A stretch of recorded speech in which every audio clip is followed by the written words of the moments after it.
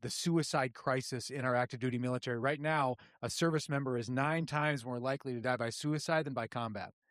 And God just put this burden and the calling on my heart for a world without military suicide. That's a staggering and terrifying statistic.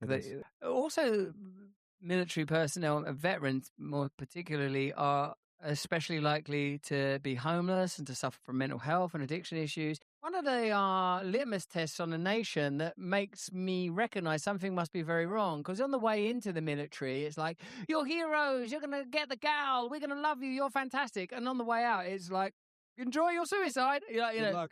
Yeah, I mean, that doesn't. What's going on? What does that tell us about that machine? I think it's not just about the military and the experience in the military.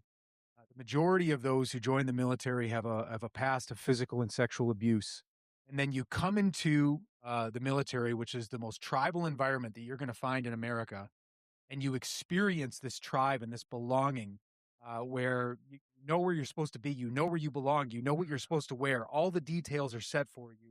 You go on mission, you experience traumatic things, and then you leave and you enter the most socially isolated culture in the world in America.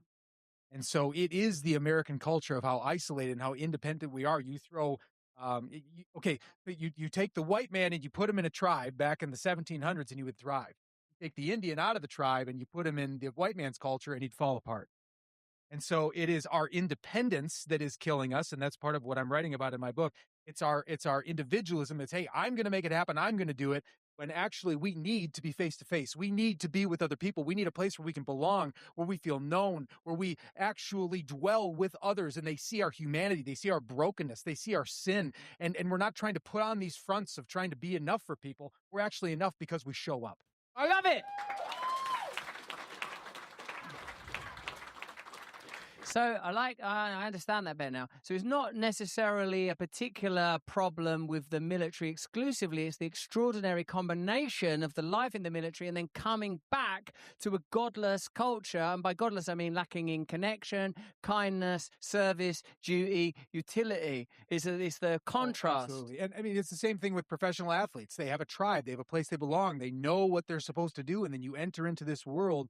And America's the most social isolated country in the world. There was a massive study that was done looking at over 100 developed nations, and America took they took how much time do you spend driving the car, how much time do you spend having dinner with people, all of that. America took the gold prize by miles of being so individual, and that is what's causing our social isolation today. How extraordinary that the defining and essential Luciferian sin is individual personal sovereignty, power apart from God, that he wants us, that the spiritual fall precedes the human fall, and that the fall in the spiritual realm is closed circuit. What does he want? He wants to be like God, as God. That when you put self on the throne, when I put self on the throne, I'm alone in there. It's terrifying that. It's terrifying to be in charge and to know your own limitations and to live not in a kingdom, but in some sort of bizarre, endless, meaningless, chaotic morass.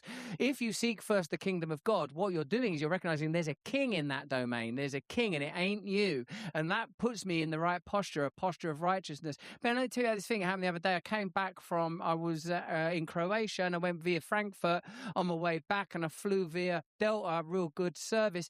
And when the plane landed, you know how when your plane lands at Atlanta, you're all about like, I'm in a race now to get off this plane and get my stuff out of that overhead. I'm going to win. I'll be first. I'm going to clear people out of the way. I've got to carry on. I don't even have checked baggage. I will destroy you. I will destroy you. I'm going to be first off the plane. That's everyone, right? Yeah.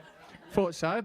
Well, I was very well set. When the plane landed, they did an announcement. This plane is carrying human remains. Sit tight. And I was like, oh, okay, this is new.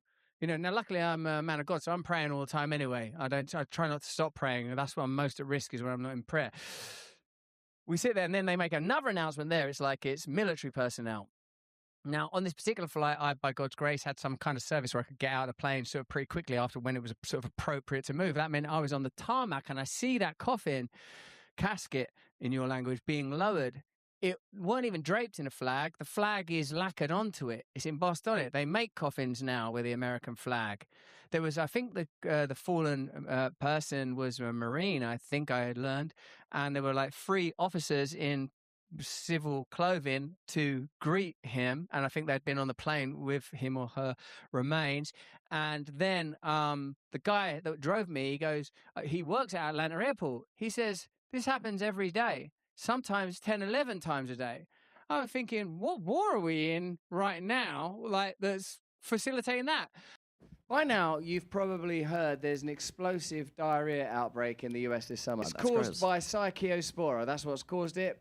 We don't need to know the details. It's an embarrassing subject. No one likes it. We simply want results. Now, you've got to get some trimethoprimsulformethoxazole, commonly known as Bactrim, up your guts quick smart. That's why the wellness company has created the medical emergency kit with generic Bactrim, plus 7 additional prescription medications to help treat more than 25 common illnesses and medical emergencies, all prescribed before you need them. You do not want to wait for ER at a time like this, do you? No, absolutely not. How many times have you been caught short with the unmentionables before, you try to get to ER, wait a minute, there's an explosion out your back pocket. It's all too late. It's happened 1,000 times. Russell, come on. Do I look like that kind of girl that would talk about that kind of stuff? As a matter of fact, you do. No!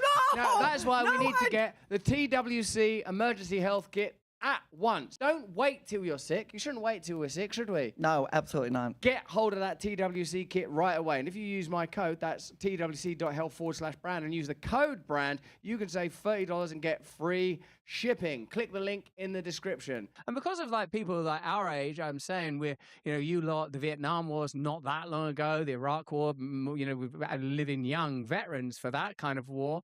And the Second World War and the First World War is all in our collective memory. And unless people are 20,000 people have died, 50,000 people have died, you kind of but when you actually saw the reality of that casket being lowered and recognizing there was a machine for it and a system for it and that it's happening all the time, I was thinking, what war is this that we're in that's worth even this person's life? And that experience gave me a sort of just a little bit of a prod when it comes to the nature of war, the nature of sacrifice. Do you have a sense that some of the wars you participated in were not for the protection of the high values of your great country and the potential to be a great country that it still has, but instead for some set of guarded interests that are part of the problem of the America that you return to rather than the military experience that you still hold dear?